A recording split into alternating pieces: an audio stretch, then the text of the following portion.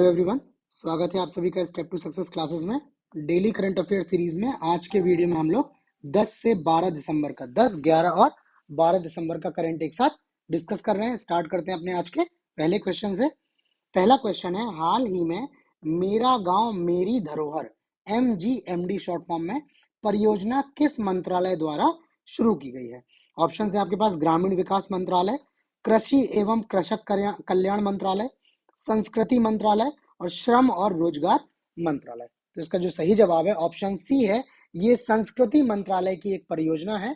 ठीक है, मेरा गांव मेरी धरोहर। इस परियोजना के तहत क्या है, भारत सरकार ने सभी गांवों की मैपिंग और दस्तावेजीकरण तैयार करने का निर्णय लिया है। ठीक है, इसका जो प्राथमिक उद्देश्य है कार्यक्रम का, वो है भारत की विविध सांस्कृतिक जड़ों की गहरी समझ और सराहना को बढ़ावा देते हुए आगंतुकों, जो टूरिस्ट हैं, और इसमें जो है जो फिजिकली आ रहे हैं और जो वर्चुअली आ रहे हैं, ठीक है, दोनों तरह के टूरिस्ट हैं। ठीक, तो आगंतुकों के लिए जानकारी के इस भंडार को सुलभ बनाना है। ठीक है, जब जानकारी को एक जगह पर इकट्ठा कर लेंगे तो आप उस जानकारी को इजीली एक्सेस कर सकते हैं और आपको उस धरोहर के बारे में, उन सब चीजों के बारे में इजीली नॉलेज मिल जाएगी। ठीक है, इसके तहत जो है वो जानकारी क्या करी जाएगी, 7 श्रेणियों के तहत एकत्र की जाती है। ये 7 श्रेणियां नाम लिखे हुए हैं, जैसे कला और शिल्प गांव, ठीक है, जिनका गांव का महत्व है कला और शिल्प की दृष्टि से।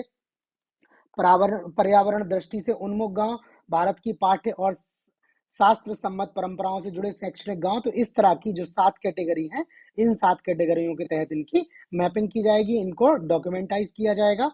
बाकी ये जो सारी डिटेल है ये आपको हम PDF के फॉर्म में भी प्रोवाइड करा देंगे। इसके लिए आप हमारा टेलीग्राम ग्रुप है, इसका यूजर नेम है, इस यूजर नेम के थ्रू या वीडियो डिस्क्रिप्शन में जो है वो टेलीग्राम ग्रुप का लिंक भी दिया हुआ है, उस लिंक के थ्रू आप ये ग्रुप ज्वाइन कर लीजिए और ये एज इट इज PDF आपको मिल जाएगी। ये PDF बहुत ही मोबाइल फ्रेंडली है, आप इजीली मोबाइल पे इससे पढ़ सकते हैं। नेक्स्ट क्वेश्चन देखते हैं, भारत द्वारा अंतरराष्ट्रीय सौर गठबंधन इंटरनेशनल सोलर अलायंस को 2022-23, 23-24 और 24-25 के लिए प्रति वर्ष कितने करोड़ रुपए की सहायता प्रदान की जा रही है? मतलब 22-23 में ऑलरेडी दी जा चुकी है, 23-24 अभी आपका चल रहा है और 24-25 आने वाला है। ऑप्शन है 100 करोड़, 120 करोड़, 140 करोड़ और 150 करोड़। तो इसका जो सही जवाब है ऑप्शन ए है, ये 100 करोड़ रुपए की जो है प्रति वर्ष जो है भारत द्वारा सहायता दी जा रही है। इस सहायता का जो क्या है उद्देश्य क्या है, विशेष रूप से विकासशील, डेवलपिंग और उभरती अर्थव्यवस्थाओं में ऊर्जा परिवर्तन में मदद के लिए प्रदान की जा रही है। ठीक है, ताकि वो क्या करें, एडवांस टेक्नोलॉजीज की तरफ शिफ्ट कर सकें। ठीक है, 2030 तक जो है गैर जीवाश्मीय स्रोत, नॉन फॉसिल सोर्सेज जो हैं, उसके तहत 500 गीगावाट बिजली की क्षमता प्राप्त करने के लक्ष्य के साथ, ठीक है, टारगेट है कि नॉन फॉसिल फ्यूल से 500 गीगावाट बिजली क्षमता जो है वो जनरेट करनी है। ठीक है, और इसमें क्या है, देश में नवीकरणीय ऊर्जा क्षमता को बढ़ावा देने और उसमें तेजी लाने के लिए सरकार द्वारा कई कदम और पहल की गई है। इसमें मेन जो डेटा है आपका 2030 तक 500 गीगा वाट। ठीक, नेक्स्ट क्वेश्चन है, मिजोरम के नए मुख्यमंत्री के रूप में शपथ लेंगे। ठीक है, ऑप्शंस है एन वीरेन सिंह, कोनराड सांगमा, लाल दुहोमा और नेफ्यू रियो। तो इसका जो सही जवाब है आपका ऑप्शन सी है, ये लाल दुहोमा जी जो है, ये जो है आपके मिजोरम के नए मुख्यमंत्री बनने वाले हैं। ठीक है, शपथ लेने वाले हैं। इसके अलावा ये एन बीरेन सिंह जी जो हैं, ये मणिपुर के, ठीक है, मणिपुर के ये CM हैं, अभी हाल में कुछ दिन पहले बने हुए थे। उसके बाद से कोनराड सांगमा जी हैं, ये मेघालय के CM हैं। ठीक है, और नेफ्यू रियो जी हैं, ये नागालैंड के CM हैं। तो आपके जो पूर्वोत्तर के राज्य हैं, उन 4 राज्यों के CM एक साथ हमने इसमें आपको बता दिए हैं एडिशनली। बाकी जो आपके राज्यपाल हैं मिजोरम के, इनका नाम है हरि बाबू कंभमपति। ठीक है, ये जो है राज्यपाल हैं आपके मिजोरम के। तो ये क्या करेंगे, श्री लाल दुहोमा को शपथ दिलाएंगे। और ये लाल दुहोमा जी जो हैं, ये जोराम नेशनलिस्ट पार्टी के नेता हैं। ये जोराम नेशनलिस्ट पार्टी जो है वो मिजोरम की जो है रीजनल क्षेत्रीय पार्टी है। ठीक, इसके अलावा अभी 5 राज्यों में चुनाव हुए थे, तो 5 राज्यों के जो मुख्यमंत्री नाम आ गए हैं सभी के। तो उसमें जो मोहन यादव जी हैं, ये मध्य प्रदेश से मुख्यमंत्री होने वाले हैं, भजन लाल शर्मा जी राजस्थान से, विष्णु देव साय जी छत्तीसगढ़ से, रेवंत रेड्डी जी तेलंगाना से और लाल दुहोमा जी मिजोरम से, ठीक है। इसमें रेवंत रेड्डी जी जो है वो कांग्रेस से, लाल धोमा जी झारखंड वो जोराम नेशनलिस्ट पार्टी से, और बाकी 3 लोग भारतीय जनता पार्टी से मुख्यमंत्री होंगे, ठीक है। नेक्स्ट क्वेश्चन देखते हैं। यूनिसेफ और कौन सा देश दुबई में COP28 शिखर सम्मेलन में ग्रीन राइजिंग पहल की शुरुआत करेगा? कॉप या कॉन्फ्रेंस ऑफ पार्टीज, ये दुबई में चल रहा है सम्मेलन। ऑप्शंस हैं फ्रांस, अमेरिका, यूएई और भारत। तो इसका जो सही जवाब है ऑप्शन डी है। ये यूनिसेफ और भारत मिलकर क्या कर रहे हैं, एक ग्रीन राइजिंग पहल की शुरुआत करेंगे। इसमें यूनिसेफ की साइड से जो है वो जनरेशन अनलिमिटेड, और भारत की तरफ से भारत का पर्यावरण, वन और जलवायु परिवर्तन मंत्रालय के सहयोग से ये पहल शुरू की गई है। इसका जो प्राथमिक उद्देश्य है वो उद्देश्य इसमें लिखा हुआ है, डिटेल आप पढ़ लीजिएगा। आप टेलीग्राम ग्रुप ज्वाइन करके ये पीडीएफ ले लीजिए, उस पीडीएफ में ये सारी डिटेल है, आप उसको देख लीजिएगा। नेक्स्ट क्वेश्चन पे चलते हैं। भारत ने किस देश को राहत सहायता के रूप में $1 मिलियन की राशि प्रदान करने की घोषणा की है? ऑप्शन है केन्या, मालदीव, श्रीलंका और पापुआ न्यू गिनी। तो इसका जो सही जवाब है ऑप्शन डी है। हाल में भारत सरकार ने पापुआ न्यू गिनी को $1 मिलियन की राहत राशि प्रदान करने की जो है वो घोषणा की है, ठीक है। घोषणा क्यों की है? वहां माउंट उलाबुन में एक ज्वालामुखी में विस्फोट हुआ है। विस्फोट के बाद पापुआ न्यू गिनी को तत्काल राहत सहायता के रूप में इस सहायता की घोषणा भारत सरकार द्वारा की गई है। ये उलाबुन जो है ये न्यू ब्रिटेन का सबसे ऊंचा पर्वत है और 2334 मीटर की ऊंचाई पर विस्मार्क द्वीप समूह में दूसरा है, ठीक है। और पापुआ न्यू गिनी में सबसे सक्रिय ज्वालामुखियों में से एक है। तो इसमें अभी विस्फोट हुआ है, तो सहायता राशि तो है ही, उसके अलावा आपसे हो सकता है ये माउंट उलाबन का नाम पूछ लिया जाए कि ये कहाँ पर स्थित है, ठीक है। तो ये विस्मार्क द्वीप समूह में, पापुआ न्यू गिनी में और न्यू ब्रिटेन का सबसे ऊंचा पर्वत। ये सारी डिटेल आपके लिए एडिशनल होगी। नेक्स्ट है, गूगल द्वारा सबसे शक्तिशाली एआई मॉडल को प्रस्तुत किया गया है। ऑप्शंस हैं बार्ड, जेमिनाई, क्रोपिन और न्यूरो। तो इसका जो सही जवाब है ऑप्शन बी है। ये जेमिनाई नाम से गूगल ने अभी हाल में एक नया एआई या आर्टिफिशियल इंटेलिजेंस कृत्रिम बुद्धिमत्ता मॉडल को प्रस्तुत किया है, जिसको इन्होंने अपना अब तक का जो है वो सबसे शक्तिशाली मॉडल इसको बोला हुआ है। ये जो 3 ऑप्शन है बार्ड, क्रोपिन और न्यूरो, ये तीनों भी क्या है, एआई से, कृत्रिम बुद्धिमत्ता से किसी तरह से संबंधित है। आप लोग इसको देख लीजिएगा। बाकी ये जेमिनाई जो है वो समझ, सारांश, तर्क, कोडिंग और नियोजन या प्लानिंग जैसे कार्यों में अन्य मॉडलों से बेहतर प्रदर्शन करता है। स्पेशलिटी इसकी यही है कि और अभी तक जो एग्जिस्टिंग मॉडल है उनसे ये ज्यादा अच्छा है, ठीक है। और ये जेमिनाई जो है ये 3 संस्करणों में आएगा, प्रो, अल्ट्रा और नैनो। इसमें जो अल्ट्रा है इसकी सबसे बड़ी, सबसे सक्षम श्रेणी है, और जो नैनो है इसका उपयोग क्या किया जा रहा है, विशिष्ट कार्यों और मोबाइल उपकरणों के लिए किया जाएगा। तो हो सकता है आपसे पूछ लिया जाए कि जेमिनाई का जो नैनो मॉडल है वो किसके लिए, तो वो मोबाइल उपकरणों के लिए, बिकॉज मोबाइल आजकल जो है बहुत इजीली जो है मिल जाता है, लगभग सबके हाथ में है, ठीक है। नेक्स्ट क्वेश्चन पे चलते हैं। नेक्स्ट क्वेश्चन है, हाल ही में भारत सरकार और एशियाई विकास bank, Asian development bank ADB के बीच कितने मिलियन अमेरिकी डॉलर के ऋण समझौते पर हस्ताक्षर किए गए हैं? 170 million dollar, 175 million dollar, 180 million dollar और 185 मिलियन डॉलर। तो इसका जो सही जवाब है ऑप्शन बी है। ये 175 मिलियन डॉलर का क्या है, भारत सरकार और एडीबी के बीच में जो है ऋण समझौते पर हस्ताक्षर हुए हैं। और इस ऋण का उपयोग कहाँ किया जाना है, मध्य प्रदेश राज्य में सड़कों की कनेक्टिविटी में सुधार के लिए इस ऋण का उपयोग किया जाएगा, ठीक है। बाकी इससे संबंधित और डिटेल है, ये मैंने आपको जैसे बताया पीडीएफ आप ले लीजिएगा, वहां से आप डिटेल आपको ये एक्सेस हो जाएंगे।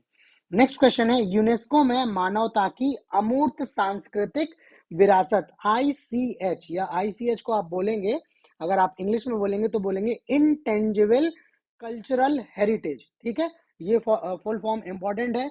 उसके बाद यूनेस्को की फुल फॉर्म तो इंपॉर्टेंट है ही, बहुत सारे लोग आप लोगों में से जानते भी होंगे, नहीं जानते हैं तो यूनेस्को की जो फुल फॉर्म है इसको पहले इंग्लिश में लिखेंगे तो UNESCO। जब आप इसकी फुल फॉर्म बनाएंगे तो यूएन से यूनाइटेड नेशंस हो जाएगा, ई से एजुकेशनल हो जाएगा, एस से साइंटिफिक हो जाएगा और सी से कल्चरल हो जाएगा, ओ से ऑर्गेनाइजेशन। तो United Nations Educational Scientific and Cultural Organization, ये यूनेस्को की फुल फॉर्म है। ये इंपॉर्टेंट है, कई बार पूछी जा चुकी है, ठीक है। तो इसकी प्रतिनिधि सूची में किसको शामिल किया है? ऑप्शन है चरकुला, लावनी, गरवा और घूमर। तो इसका जो सही जवाब है ऑप्शन सी है। ये गुजरात में जो गरबा किया जाता है नवरात्रि के टाइम पे, ठीक है, तो ये गरबा को इन्होंने अपनी ICH अमूर्त सांस्कृतिक विरासत में प्रतिनिधि सूची में शामिल किया हुआ है। इसके अलावा चरकुला, लावनी और घूमर भी क्या है, ये नृत्य हैं जो भारत में किए जाते हैं। चरकुला आपको उत्तर प्रदेश में मिल जाएगा देखने को, लावनी जो है वो महाराष्ट्र में, और घूमर जो है वो आपको मिलेगा राजस्थान में देखने को, ठीक। तो ये इसमें ये निर्णय जो हुआ है वो 5 से 9 दिसंबर 2023 तक कसाने बोत्सवाना में जो इनकी बैठक चल रही है, 18वीं बैठक, इसके दौरान ये निर्णय लिया गया है। और गुजरात का गरबा नृत्य जो है इस सूची में शामिल होने वाली 15वीं भारतीय विरासत ICH के रूप में शामिल है। ये गरबा जो है वो धार्मिक और भक्ति से रिलेटेड नृत्य है। नौ दुर्गा के टाइम पे इसको जो किया जाता है, इसका आयोजन किया जाता है, ठीक। बाकी यूनेस्को की जो अमूर्त सांस्कृतिक विरासत सूची है इसको 2008 में स्थापित किया गया था। अगले क्वेश्चन पे चलते हैं।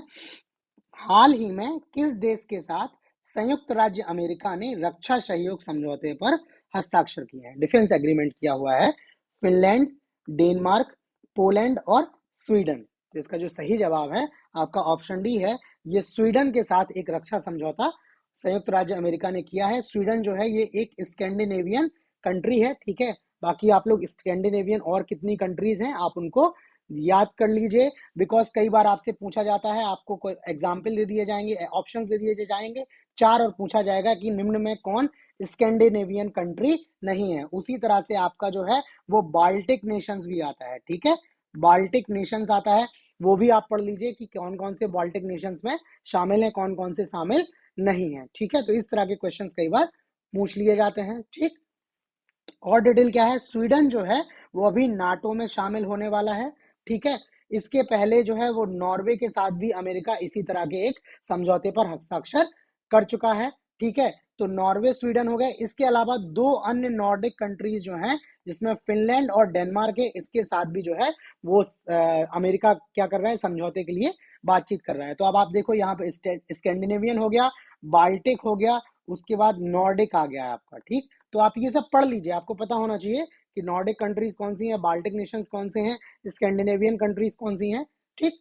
इसके अलावा एक एडिशनल फैक्ट कि फिनलैंड जो हुआ है वो अप्रैल 2023 में नाटो में शामिल हुआ है। बाकी आपको अभी याद हो रूस और यूक्रेन के बीच युद्ध चल रहा है, तो उस युद्ध का कुछ ना कुछ काफी हद तक कारण जो है वो यूक्रेन जो चाह रहा था वो नाटो की सदस्यता लेना चाह रहा था, जिसको क्या कर रहा था, रूस अपोज कर रहा था, ठीक है। तो उसका एक कई कारणों में से एक कारण उसको भी माना जा रहा है।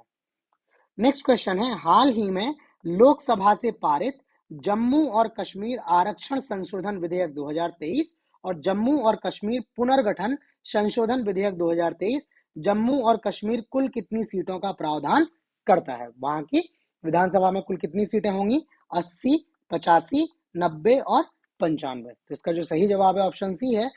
इस संशोधन विधेयक के बाद क्या है, जम्मू कश्मीर में 90 सीटें होंगी विधानसभा में, ठीक है, कुल सीटें 90 हो जाएंगी। इसमें से 7 सीटें जो हैं वो अनुसूचित जनजाति, वो सॉरी 7 सीटें जो हैं वो अनुसूचित जाति के लिए, शेड्यूल कास्ट के लिए 7 सीटें और अनुसूचित जनजाति के लिए 9 सीटें आरक्षित करेगा। एससीज के लिए 7 और एसटीज के लिए 9 सीटें आरक्षित करेगा। इसके अलावा जो है वो जो जम्मू कश्मीर के उपराज्यपाल होंगे वो कश्मीरी प्रवासी समुदाय से अधिकतम 2 सदस्यों को विधानसभा में नामित कर सकते हैं, ठीक है। अभी भी हमारे राष्ट्रपति जी हैं, उनके पास क्या है, राज्यसभा में कुछ सदस्यों को नामित करने की शक्ति है, तो उसी प्रकार उपराज्यपाल के पास ऐसे 2 सदस्यों को नामित करने की जो है शक्ति होगी, जो कश्मीरी प्रवासी समुदाय से, अर्थात वो कश्मीर में से विस्थापित हुए हैं और वर्तमान में कश्मीर में ही कहीं और जगह पर निवास कर रहे हैं, ठीक है। बाकी ये जो 2 लोग होंगे, इन 2 में से एक जो है वो अनिवार्य रूप से महिला होगी। ये एडिशनल है, ये इसमें टाइप नहीं हुआ है, एक इसमें क्या है, महिला होंगी इन 2 लोगों में से। नेक्स्ट क्वेश्चन है, मिशन शक्ति के तहत नारी अदालत को चरणबद्ध तरीके से लागू करने के लिए पहले चरण में किन 2 राज्यों को चुना गया है? ऑप्शन है असम और हरियाणा, असम और जम्मू कश्मीर, नई दिल्ली और जम्मू कश्मीर, असम और उत्तर प्रदेश। तो इसका जो सही जवाब है ऑप्शन बी है। ये जो नारी अदालतें हैं ये सबसे पहले असम और जम्मू कश्मीर में खोले जाने की बात की गई है, ठीक है। इसमें जम्मू कश्मीर में 2 आकांक्षी जिले जो हैं कुपवाड़ा और बारामूला, ठीक है। तो जम्मू कश्मीर में जो होगा वो कुपवाड़ा और बारामूला में, जबकि आसाम में 7 जिलों में, ये 7 जिलों के नाम है बारपेटा, ग्वालपारा, दक्षिण सलमारा, मनकाचर, उदालगुरी, दरांग और मोरीगांव। मोरीगांव और कामरूप ये इस जगह पे आसाम में है। इनका जो उद्देश्य है वो लिखा हुआ है, सुलह, शिकायत निवारण और महिलाओं के अधिकारों और हकदारियों के बारे में जागरूकता बढ़ाने पर ध्यान केंद्रित करना है। ये इसका जो है उद्देश्य है।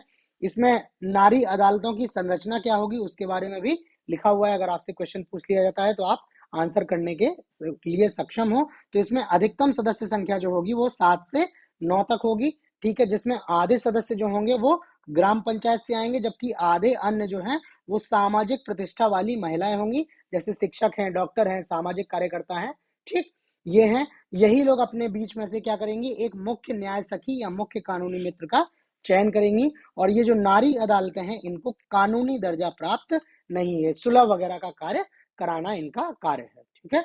नेक्स्ट क्वेश्चन पे चलते हैं। सियाचिन में तैनात होने वाली पहली महिला चिकित्साधिकारी बन गई हैं। ऑप्शन है शुभांगी स्वरूप, मनीषा पाड़ी, गीतिका कौल और अवनी चतुर्वेदी। तो इसका जो सही जवाब है वो है ऑप्शन सी आपका, ये गीतिका कौल जी जो है ये सियाचिन में तैनात होने वाली जो है वो पहली महिला जो है चिकित्साधिकारी हो चुकी हैं। इसके अलावा ये जो नाम दिए हुए हैं ये भी क्या है, भारतीय जो है रक्षा सेनाओं से क्या है संबंधित है, जिसमें सौभांगी स्वरूप जो है ये भारतीय नौसेना की पहली महिला पायलट है, ठीक है। मनीषा पाड़ी जी जो है ये पहली महिला जो है 8 डे कैंप, अभी हमने पहले ही बताया था कि जो विशिष्ट अधिकारी होते हैं सेनाओं के उनके ये जो है निजी कार्यालयों को देखरेख करती हैं, ये तो 8 डे कैंप नियुक्त हुई हैं। और अवनी चतुर्वेदी जो हैं ये जो भारत की पहली महिला फाइटर जेट पायलट्स हैं, 3 लोग थे उसमें से अवनी चतुर्वेदी जी भी एक है, ठीक है। कुछ डिटेल आपकी गीतिका कौल जी के लिए है। ये क्या है, स्नो लेपर्ड ब्रिगेड से संबंधित है, कैप्टन है ये, ठीक है, कैप्टन रैंक पे है और ये स्नो लेपर्ड ब्रिगेड से है। और ये सियाचिन जो है ये विश्व का सबसे ऊंचा युद्ध क्षेत्र है, ठीक है, युद्ध क्षेत्र है, ठीक है। और ये उत्तरी हिमालय में स्थित है। सियाचिन अपने सामरिक महत्व, गंभीर मौसम और कठिन इलाके के कारण कठिनाइयां प्रस्तुत करता है, ठीक है। तो ये सियाचिन जो है वो सबसे टफ टेरेन में से एक माना जाता है।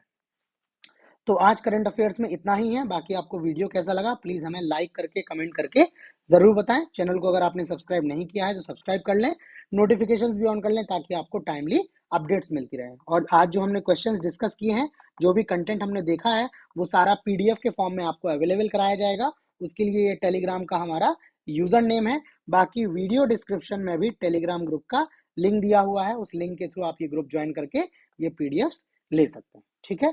तो आज करंट में इतना ही, बाकी कल नए क्वेश्चंस के साथ मिलते हैं, तब तक के लिए धन्यवाद।